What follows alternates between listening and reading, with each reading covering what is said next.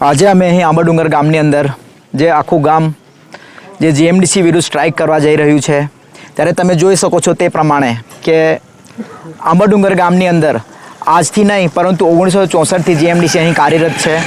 ના તો અહીં સીએસઆરના કંઈ કામ થયા છે, ના તો જીએમડીસી અહીં કંઈક ફંડિંગ કર્યું છે। આજે અમે વાત કરીએ ત્યારે લોકો અહીં ભેગા થવાનું કારણ એટલું જ છે કે ના તો અહીં મોબાઈલનું નેટવર્ક છે, ના તો પછી અહીં ડામરના રસ્તા છે। જ્યારે 108 જેવી સુવિધાઓ સરકાર આપતી હોય છે ત્યારે આ સુવિધાઓ અહીં ગામ લોકો સુધી પહોંચતી નથી। એનું કારણ એ છે કે રસ્તો ના હોય તો ગાડી કઈ રીતે જાય, અને જો અમારે 108ને કોલ કરવો હોય તો એ કઈ રીતે કરી શકીએ। અને બીજી વસ્તુ અહીં છે, જ્યારે અમે અહીં ડુંગર પર નેટવર્ક માટે ઉપર જઈએ છીએ ત્યારે અમારા કોલો ક્યાં તો મધ્યપ્રદેશમાં લાગે છે, ક્યાં તો મહારાષ્ટ્રમાં લાગે છે, પરંતુ ગુજરાતમાં કોલ કનેક્ટ થતા નથી। આ બી એક પ્રોબ્લેમ હોય છે જેના કારણે લોકોને આની અગવડતા રહે છે। તો આજે આપણે લોકોને પૂછીશું કે એ લોકોની સમસ્યાઓ શું છે, એના પર આ લોકો એક ફોકસ કરશે અને સરકારે એના પર ધ્યાન પણ આપવું પડશે, કારણ કે અહીં કરોડો રૂપિયાનું ખનીજ પણ આવેલું છે। સાથે રેર અર્થ જે અત્યારે જે સરકારના ન્યૂઝ રિપોર્ટમાં છપાયું છે, અમને તો ખબર નથી, પરંતુ એના ન્યૂઝ રિપોર્ટ પ્રમાણે કે અહીં ઘણું બધું રેર અર્થ છુપાયેલું છે। જો આટલો પ્રમાણમાં ભારે ખનીજ હોય અહીં અને ગામમાં કશું જ ના હોય તો સરકાર અહીં કરે છે શું? અને જે સરકાર દાવાઓ કરે છે, આજે આ દાવાઓ આપણી સામે પોકળ સાબિત થાય છે। તો આપણે લોકોને પૂછીશું કે તમારી સમસ્યાઓ કઈ છે અને તમે શા માટે સ્ટ્રાઇક કરો છો? અમે આંબાડુંગર ખાતે જે હડતાળ ઉપર 3 દિવસથી હાજર છીએ, એનું કારણ એ છે કે અમારા ગામની અંદર જીએમડીસી 45 વર્ષની અગાઉથી જ આમ ચાલુ છે અને અહીંયા આગળ આમ સુવિધા આપવાની જરૂર હોય છે, પરંતુ સ્કૂલની અંદર અહીંયા સ્કૂલ લગભગ ધોરણ 8 સુધી છે અને અમારા બાળકો શિક્ષણ મેળવવા માટે અમે ઘણો જ પ્રયત્ન કરીએ છીએ, પરંતુ એમાં જીએમડીસી સાથ સહકાર આપવાની જરૂર છે, કેમ કે 1 થી ધોરણ 10 સુધીની સ્કૂલની સુવિધા હોય તો નજીકના ગામની અંદર જે દૂર પડે છે, જ્યાં રોડ નથી એવું ગામ જે ખડલા છે ત્યાં ગળી જવાની જરૂર પડે નહીં। એ હેતુસર અમે આજથી અમે 3 દિવસથી અમે અહીંયા હડતાળ પર છીએ। એ જ અમારી ખાસ વિશેષ માંગ છે। ને અમે ખાલી એટલા માટે રોકીએ છીએ કે અમારા શાળામાં છોકરા 1 થી 8 ધોરણ ભણે છે, પછી 9-10 માટે કડી પાણી સુવિધા નથી કરી કે 9-10 અમે કરાવીએ છીએ પણ સુવિધા નથી કરી આપતી, એટલે અમે ખડલા પણ અમારા છોકરા ખડલા પણ જવા માટે તૈયાર છે, પણ રસ્તા ખરાબ છે, રસ્તો જ નથી, તો પછી અમે રસ્તો બનાવી માંગીએ છીએ પણ એ જીએમડીસી નથી કરી આપતી, એટલામાંથી રોકીએ છીએ। આજ રોજ અમે 3 દિવસમાં હડતાલમાં ઉતર્યા છે। તો અમારી એટલી જ માંગ છે કે જીએમડીસી પાસે કે અમારે 1 થી 8 ધોરણ સુધી આંબાડુંગર છે જ, પરંતુ અમારા બાળકો માટે અમે વિશેષ કરીને જીએમડીસી પાસે એટલી માંગ કરીએ છીએ કે નજીકના આંબાડુંગરના નજીકમાં એક ખડલા ગામ છે, ત્યાં 1 થી 8 સુધી છે અને 1 થી 10 સુધી છે, પરંતુ ત્યાં અમારે રસ્તો ખરાબ હોવાથી અમારા બાળકો ત્યાં એડમિશન લે છે, પરંતુ ત્યાં જવા માટે બાળકોને ખૂબ જ અઘરું પડે છે, કેમ કે ત્યાં રસ્તા ખરાબ છે। વરસાદમાં અમારા બાળકો ત્યાં જઈ શકતા નથી, વરસાદના લીધે અને ત્યાં રસ્તા ખરાબના લીધે બાળક જઈ શકતું નથી। ત્યાં 1, 2, 3 મહિના જઈ શકે છે, ત્યાંથી છોકરું કંટાળી જાય છે અને રસ્તો ખરાબ હોવાથી ત્યાં જઈ શકતું નથી। અમે એટલી જ માંગ કરીએ છીએ કે કાં તો અમને જીએમડીસી પાસેથી અમે એટલી માંગ કરીએ કે કડી પાણી 1 થી 10 સુધી ચાલુ કરે, કાં તો અમને રસ્તો બનાવી આપે। આજરોજ અમે આંબાડુંગર ગામ લોકો બધા અહીંયા આગળ ભેગા થયેલા છે અને અમે આંદોલન પર ઉતરેલા છે। આજે 3જો દિવસ છે। અમારે ખાસ કરીને અમારા ગામમાં જીઓનો ટાવર છે, પણ અહીંયા ગામમાં નેટવર્ક મળતું નથી।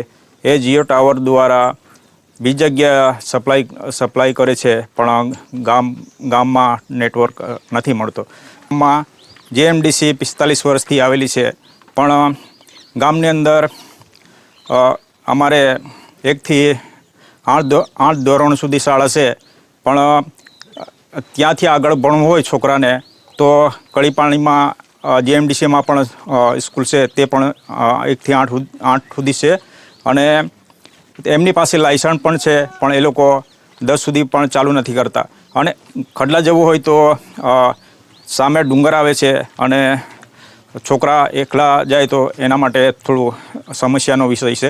એટલે રોડ હોય તો અમારે માટે સારું. તો એટલા માટે અમે આ જીએમડીસીને રોકીએ છીએ. આજ રોજ અમે આંબાડુંગર ગામમાં 3 દિવસથી હડતાળ પર ઉતરેલા છે. આંબાડુંગર ગામમાં જીએમડીસી આવેલી છે. તો આ જીએમડીસી કમસે કમ 45 વર્ષથી આ જીએમડીસી ચાલે છે.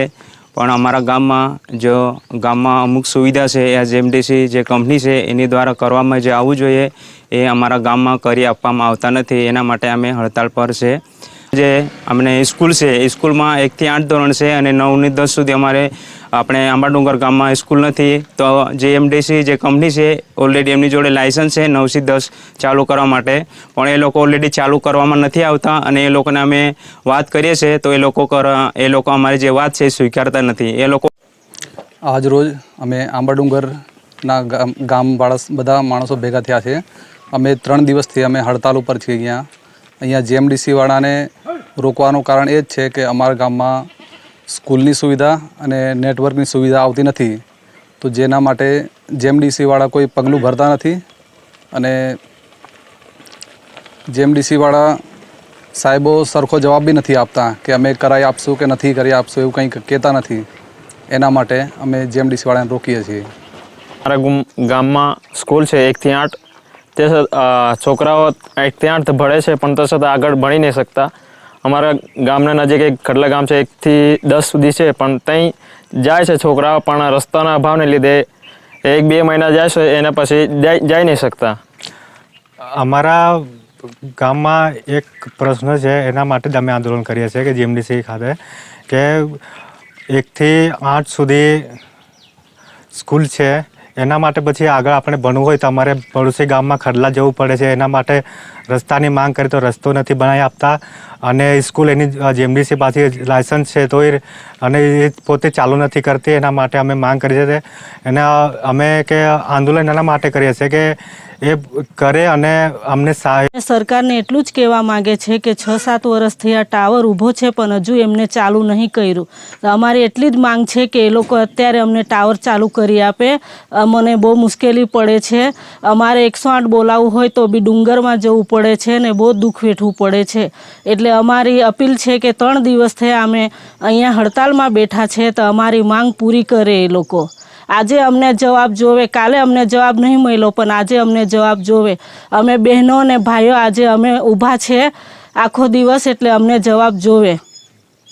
અમે જીએમડીસીને બી એટલું જ કહેવા માગે છે કે અમારા બાળકો ત્યાં ભણવા આવે છે પણ 9-10 નથી, એટલે 9-10 ધોરણ બી ચાલુ કરો. એટલે અમે એમને માંગ કરે છે અને ખડલાવાળો રસ્તો અમને બાંધી નહીં આપતા. તો ખડલાવાળો રસ્તો અમને બાંધી આપે અને વહેલી તકે જવાબ આપે એ લોકો અમને. એટલી જ અપીલ છે એમના માટે. એટલે અમે રોકીએ છીએ એમને. કોઈ કારણસર અમે એને રોકતા નહીં.